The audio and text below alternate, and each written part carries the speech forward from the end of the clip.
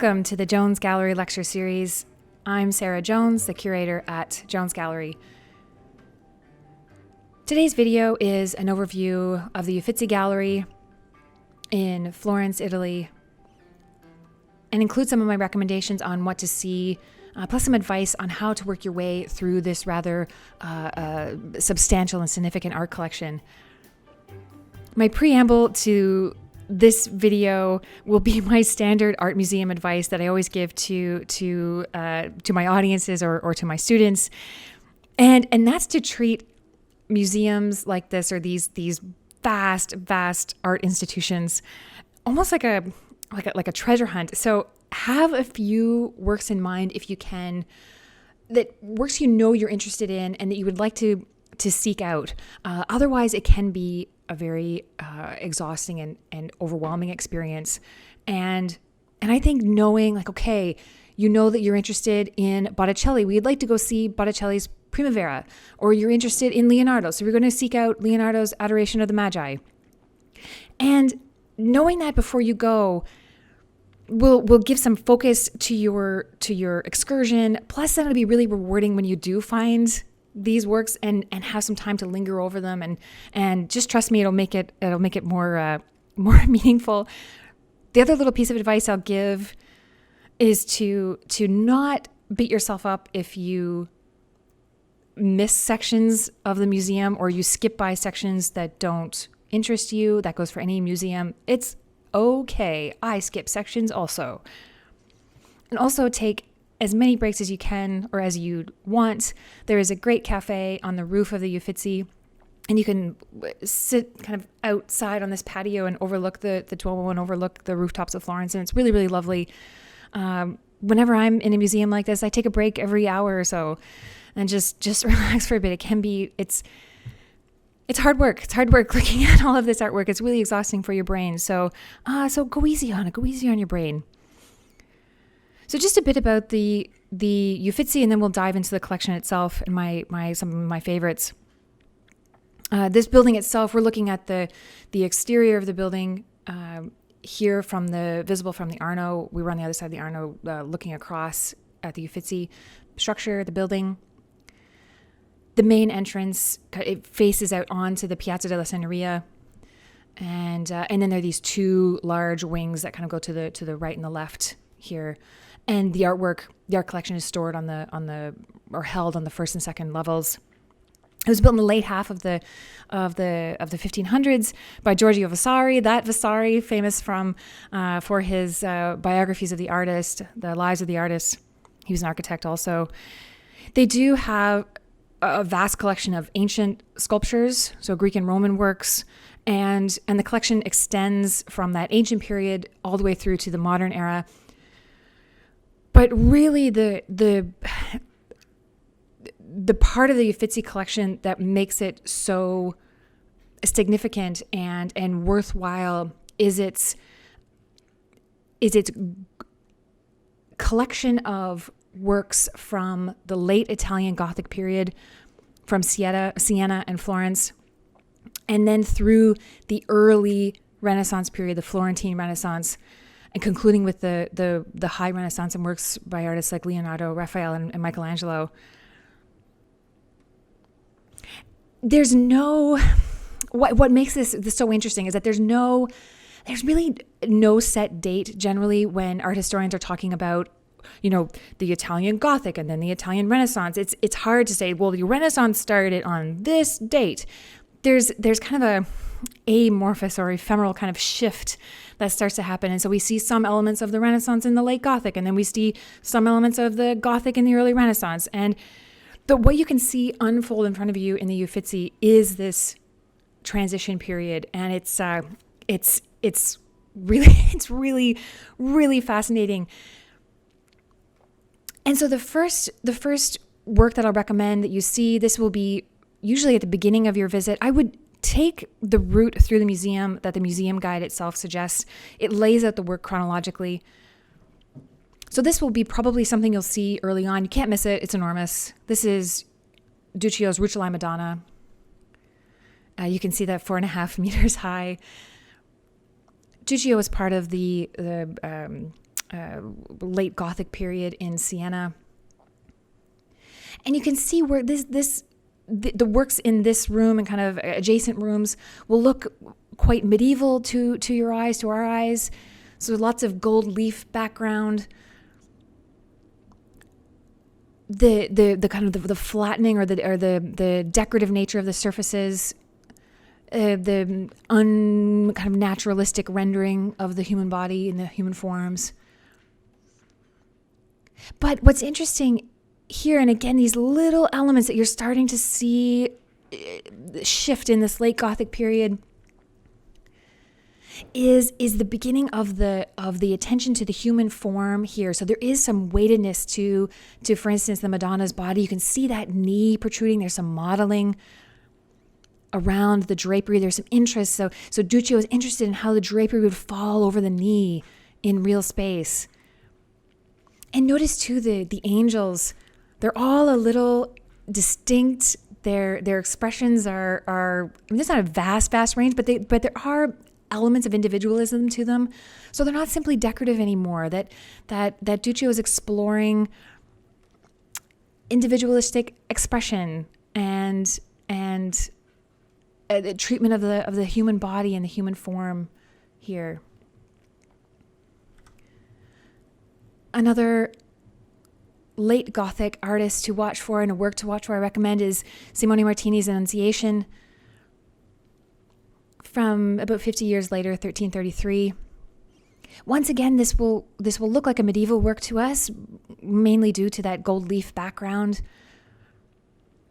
But I love this painting. I always show this painting to my students because there's such a there's a liveliness here to Simone Martini's work that sometimes we don't see in earlier medieval works. Sometimes medieval work can appear quite static. But here you can see the angel has arrived to literally announce. You can see the words coming from his mouth, "Hail Mary, full of grace." He's announcing that she will be bearing the Son of God. And here he's just landed. Poof! He's appeared in front of her, and his robe is still fluttering behind him, as are the little ribbons in his hair.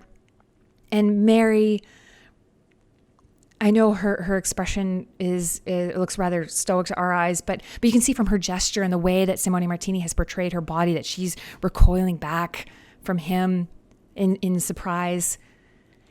And like what Duccio was doing slightly earlier, Simone Martini is very interested in giving a sense of the real human body beneath the drapery, beneath the robes.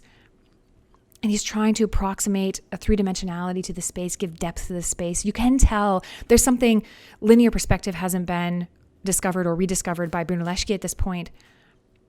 So the space does look a little awkward to us. There's something, physics isn't quite working here. But we can tell that the vase holding the lilies is meant to be behind. Our brain can still read the vase as behind. It's in the kind of middle ground, and the angel and Mary are in the foreground. So Simone Martini is giving us kind of some depth here. So we're moving towards this more naturalistic rendering of the human body and of the physical space.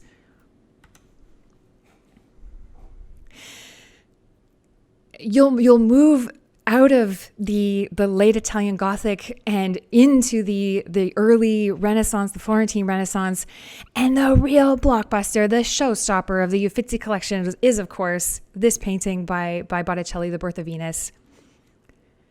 There will be trying to view The Birth of Venus is very similar to viewing the Mona Lisa in the Louvre. There's always a crowd. It's very you're always kind of going to be jostled about. It's really difficult to get a good kind of serene look at this painting, and I usually kind of skip by this. I don't kind of like those kind of crowds, so I tend to go take a good look at Botticelli's Primavera, one of the other excellent Botticellis in the Uffizi collection. And because everyone is gathered around The Birth of Venus, you'll probably have the Primavera to yourself. And I was here. This is a photo that we took. I was there the year before last. It was June, and so the museum was crowded, and yeah, we pretty much had this work to ourselves for as long as we wanted to see it. It's been this section, the Botticelli rooms and the Leonardo room as well, have been completely re-engineered and redesigned, new lighting over the last few years. And it's really, really exquisite. I think they did a fantastic job. The Botticelli room was always very, my memories of it as a student, it's just brown, kind of big and noisy and brown. and the lighting seemed bad, but now it's really a wonderful experience to view this work. And it was like a new painting for me. I'll have a special or separate video on this work by Botticelli. But just briefly, why these paintings are so important and why really they're the centerpiece of the Uffizi collection is that there hadn't been large-scale mythological paintings like this. When I say mythological, I mean that Botticelli is pulling from Greek and Roman mythology, pagan mythology, right? This is not a scene from the Bible. That hadn't been done in 1,000 years. Like, this is a scene that this was not of interest to medieval artists. So this is something breathtakingly new on a scale that it was just unprecedented subject matter, unprecedented scale. And here we have a scene of Venus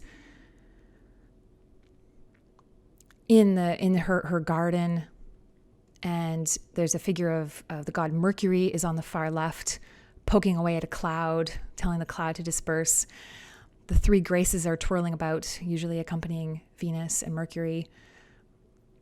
And it's a kind of a complicated story on the right. You can watch my video on the Primavera for that, coming soon. But it's Flora and Chloris and a wind god, and little Cupid's up at the top, about to shoot an arrow into one of the three graces.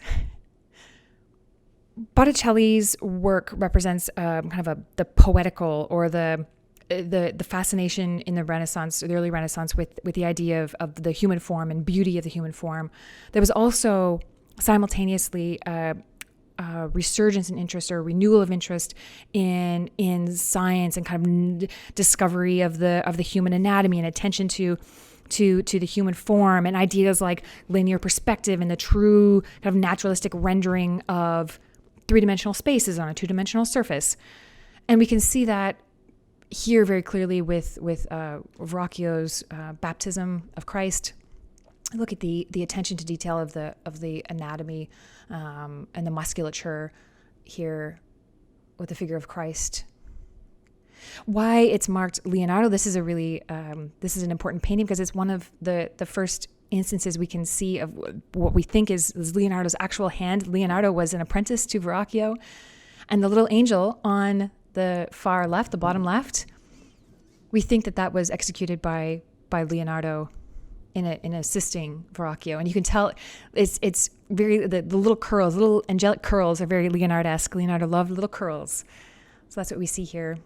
So these are kind of the two wings of the two divergent thought streams that were present in the early Florentine Renaissance. So this idea of kind of science, and then what we see here what we saw with Botticelli, was more interested in the beauty and the poetry of the human body.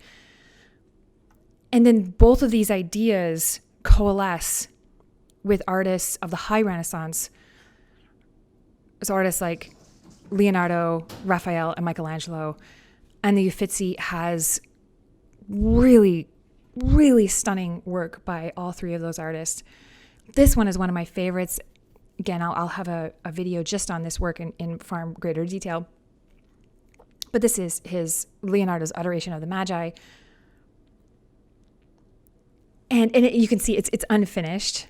But I love that about this work, because you can really, Leonardo's approach to working his technique to building up a painting is so interesting and innovative. And what we see here is the coalescing of those earlier streams, like I talked about, that there's poetry and grace and harmony in the composition and the treatment of the human figures.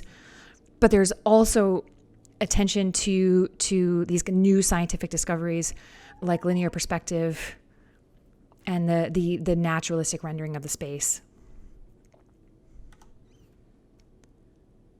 That the same thing applies to Raphael's Madonna of the Goldfinch.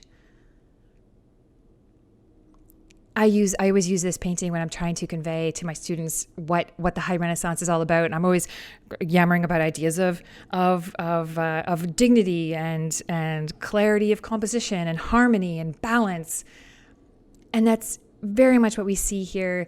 So there's an interlocking connection between these three figures. Mary looks down at the baby figure on the left, which connects to the Christ figure on the right, and then back up again to Mary. So it's interlocking kind of this pyramid structure, a triangular structure, which is a very stable, very common composition structure of the High Renaissance, and very graceful as well. Just two other things to seek out. Of course, I've been saying throughout this video that what's so great about the Uffizi is how you can see the Italian Renaissance unfolding in front of your eyes. But they also have two great examples of Italian Baroque painting. These are tucked away down on the first floor. So the Renaissance works, everything I mentioned so far, they're up on the second floor. Just go track these down on the first floor. They're great. This is Gentileschi's Judith Beheading Holofernes. I have a whole video on this painting and the earlier version that she did that's in Naples. But such an excellent example of the Baroque idea of theatricality and portraying kind of the opposite to the Renaissance, so ideas of action and drama, heightened drama here. I won't go into too much detail, but you can if you're interested in this, you can seek out my other video on that specifically. And then also find this. This is so neat. This is Caravaggio's Head of Medusa, an early painting from Caravaggio. It's an oil on canvas painting, but it's been mounted on a shield, and it was a gift. And so I'll have a video on this as well. I can talk more about it there, but like Gentileschi's Judith Beheading Holofernes, a really good example of what the Baroque idea is all about. That we've captured this scene, or Caravaggio has captured this scene, the moment that Medusa's head has been removed from her body and the blood is still dripping. They're both quite gory paintings I've kind of chosen for you to go see here. But those are my recommendations. I hope this helps in future visits to the Uffizi. I know we can all just kind of dream about it now. I'm recording this in the time of COVID, but someday we'll be able to travel again to these spaces and get together with ease. Thank you very much for watching. Please subscribe. We'd like to thank the Sheila Hugh Mackay Foundation for their generous support of the Jones Gallery Lecture Series, and we'd also like to acknowledge the support of viewers like you. Thank you very much.